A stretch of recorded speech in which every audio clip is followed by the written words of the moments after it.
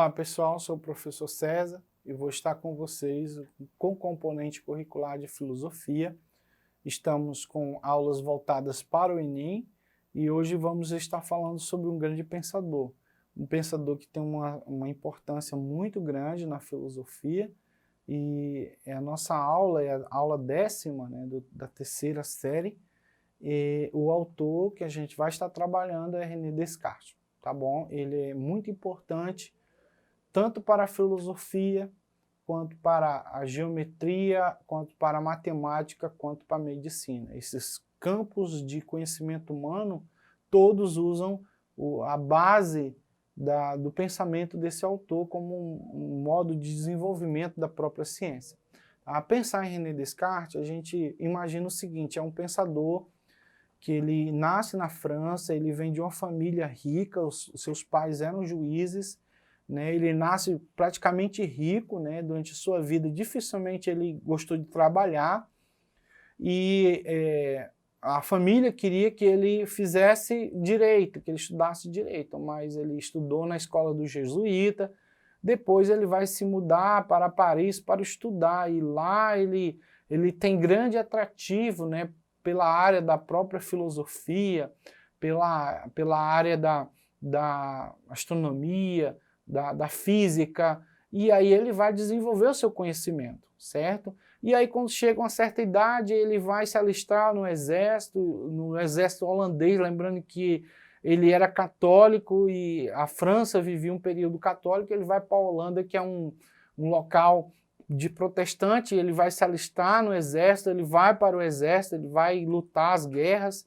e lá num certo momento num momento lá que ele vai deitar, dormir, ele vai ter um insight, vai vir uma reflexão, ele vai ter um sonho, sei lá, um negócio que dá na cabeça dele, que ele precisava duvidar de tudo. O conhecimento que chegava nele, ele tinha que ter dúvida de tudo isso.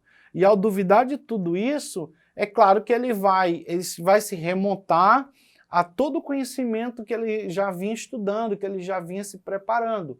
Ele é importante porque a partir disso tudo ele vai se colocar contra o pensamento de autores como John Locke, né? Ou mesmo como outros autores que se posicionavam nos sentidos, que o conhecimento é dado pelos sentidos. E aí, é claro que de René Descartes, ele vai ser o divisor de água, porque assim como Sócrates foi o divisor de água no mundo antigo, no período da filosofia, René Descartes é o divisor de água, porque a partir de René Descartes, com esse pensamento dele, ele vai produzir uma obra, que é o Discurso do Método. E nessa obra ele vai dizer que para um conhecimento ser verdadeiro, ele tem que passar por 4 grandes fases para que ele realmente seja verdadeiro. Então, nisso tudo, é claro que existe a questão da dúvida. Nós precisamos duvidar de tudo, questionar tudo, né? E conhecer as coisas como elas são. Mesmo que a gente não tenha essa capacidade de conhecer, mas que a gente tem que duvidar. Então, para tanto, a gente gostaria de compartilhar com vocês os nossos slides, tá? Nossos slides, eles vão estar preparados aí para você visualizar, tá? E aí, nessa primeira questão do Enem, ele vai aparecer um fragmento que vai dizer René Descartes tornou-se famoso pela frase cogito ergo sum, ou seja, penso, logo existo. Essa frase aí, como ele era um grande autor, ele escrevia também em latim, né? Ele estudou na escola jesuíta, ele dominava o latim, ele dominava o francês, ele dominava o inglês, era um homem muito culto e muito inteligente, né? Então ele vai escrever esse cogito ergo sum, penso, logo existo. Então a pessoa, para ter existência, né, para realmente reconhecer enquanto ser que está aqui, que está transitando, ele tem que pensar. Se esse ser não pensa, ele não tem existência. Então, isso daí é um pilar fundamental da filosofia empirista, né? Aí tem várias alternativas, racionalista, fenomenológica, teocêntrica, empirista, liberal? Qual é essa corrente de pensamento que usa o pensamento aí de René Descartes? Então, a nossa questão seria a racionalista. Então, René Descartes vai fazer o divisor de água do empirismo para o racionalismo, ou seja, todo conhecimento que passa por alguém tem que passar pelo crivo da razão. A razão é o logos. O logos é a própria ciência. Então, todo conhecimento precisa passar pela ciência para ele ser verdadeiro. Tá bom, gente? Beleza? Então, vamos prosseguir. Então, a próxima questão do Enem é de 2014. É o caráter radical de que se procura, que exija a radicalização do próprio processo de busca. Se todo o espaço for ocupado pela dúvida, qualquer certeza que aparece, a partir daí terá sido, de alguma forma, gerada pela própria dúvida, e não será, seguramente, nenhuma daquelas que foram anteriormente varridas por essa mesma dúvida. Então está lá na obra, né, do Silva, Descartes, a metafísica na modernidade. Foi adaptado. Apesar de questionar os conceitos da tradição, a dúvida radical da filosofia cartesiana tem caráter positivo por contribuir para... Aí tem o A, né? Aí temos as alternativas, alternativa A, B, C e D. Né? A dissolução do saber científico, de dissolver o conhecimento, né, até então produzido pela ciência, né, então é uma questão bem interessante. Vamos ver a alternativa B, recuperação dos antigos juízos.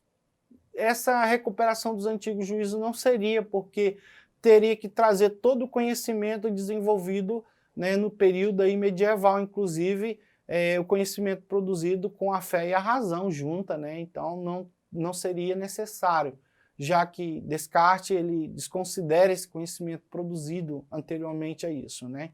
A 6, a exaltação do pensamento clássico, não, porque o clássico é o pensamento lá de Platão, de Sócrates, de Aristóteles, ele não estaria trazendo de novo esse conhecimento.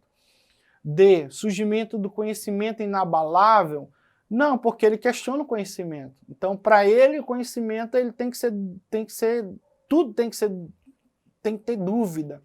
Então, como é que existe algum conhecimento que é inabalável, que não pode ser pesquisado, calculado, medido? Existe algum conhecimento? Existe sim, mas ele está fora do logos, né? É o conhecimento suprassensível, é o conhecimento transcendental. E aí, como Descartes não trabalha com elemento subjetivo, ele não vai trabalhar com os elementos espirituais, ele trabalha com coisa que seja calculável, palpável, que pode ser medido. Então, para ele, então, isso aí estaria descartado.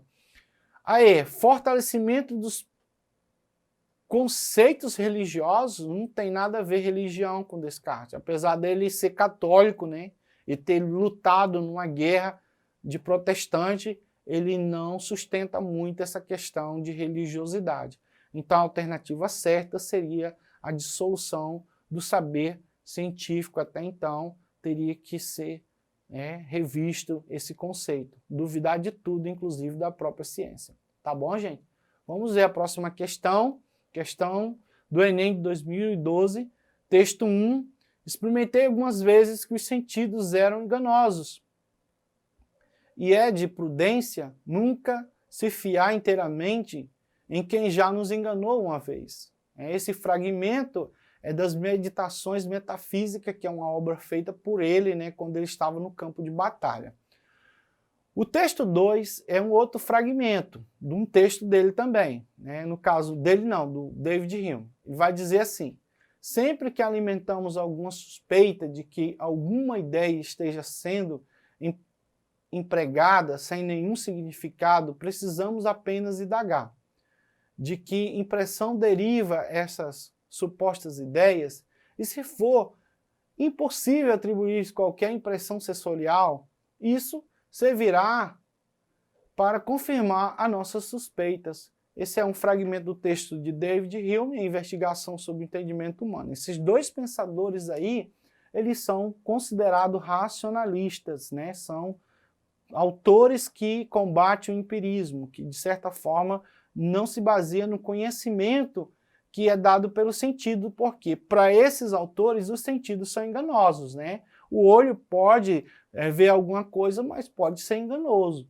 A mão pode palpar algo que pode ser enganoso, os ouvidos podem ouvir alguma coisa que pode ser enganoso. Então esses autores, eles são racionalistas porque eles acreditam apenas no logos, na razão, ou na própria ciência, tá bom, gente? Então, vamos lá. Nos textos, ambos os autores se posicionam sobre a natureza do conhecimento humano. A comparação dos excetos permite assumir que Descartes e Hume eles defendem os sentidos como critério original para considerar um conhecimento legítimo, lembrando que acabamos de falar, eles desconsideram o conhecimento dado pelos sentidos, né? Eles desconsideram, certo? B, entende que é necessário suspeitar do significado de uma ideia na reflexão filosófica e crítica. Opa, nós temos uma questão que chama-nos a atenção, né? É necessário suspeitar, sim, porque quando ele estava lá na caverna, ou no local da guerra, que ele tem aquele insight, que ele tem aquela visão, que ele aparece, que ele chega a citar na obra que veio um demônio, um demiurgo na mente dele e fez ele suspeitar de tudo. Então, nós temos aí uma questão bem interessante. Vamos ver a C. São legítimos representantes do ceticismo quanto à gênese do conhecimento. O ceticismo, ele não acredita em nada, nem na própria existência do conhecimento. Então, a C não seria ceticismo, né?